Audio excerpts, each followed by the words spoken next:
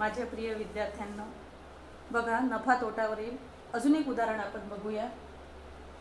या ठिकाणी शरदने 1 क्विंटल कांदे 2000 रुपयांना खरेदी केले। 1 क्विंटल कांदे 2000 रुपयांना खरेदी केले। नंतर त्याने 18 रुपयांना 1 किलोग्रॅम या दराने सर्व कांदे विकले। तर या व्यवहारात त्याला नफा झाला की तोटा आणि किती झाला? आता कसं काढायचं बघा। नफा झाला की तोटा झाला हे काढण्यासाठी आपल्याला खरेदी किंमत माहित पाहिजे, विक्री किंमत माहित पाहिजे। तर खरेदी किंमत आपल्याला माहित आहे। खरेदी किंमत बरोबर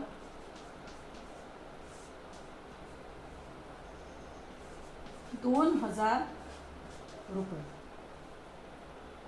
आता विक्री किंमत 18 रुपयांना 1 किलोग्रॅम या दराने सर्व कांदे विकले।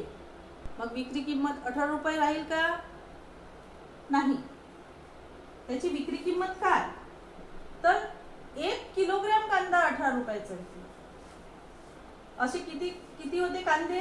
1 क्विंटल। 1 क्विंटल म्हणजे किती किलोग्रॅम? 100 किलोग्रॅम। म्हणून आपण विक्री किंमत त्या कांद्याची कशी काढायची बघा।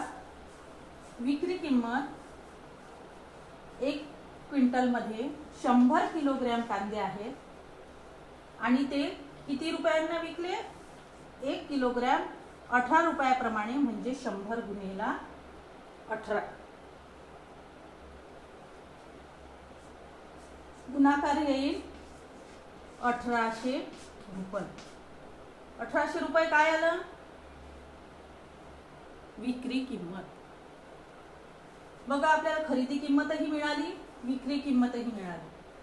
आता इथे बघा खरेदी किंमत आहे 2000 रुपये आणि विक्री किंमत आहे 1800 रुपये। मग कोणती किंमत जास्त आहे यातली? खरेदी किंमत। हे 2000 हे 1800 पेक्षा जास्त आहे। मग खरेदी किंमत जास्त आहे म्हणजेच त्याला काय झालं? तोटा। म्हणून आपण तोटाचं सूत्र लिहू। तोटा बरोबर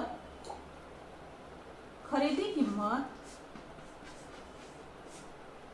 वजा विक्री किंमत। खरेदी किंमत होती त्याची 2000 रुपये मायनस 1800 रुपये बरोबर 200 रुपये। 200 रुपये काय आला? तोटा। म्हणजे शरदला या व्यवहारात तोटा झाला आणि तो झाला 200 रुपयाचा। हे उदाहरण तुम्ही पुन्हा पुन्हा बघा आणि दिलेल्या स्वाध्याय सोडवा।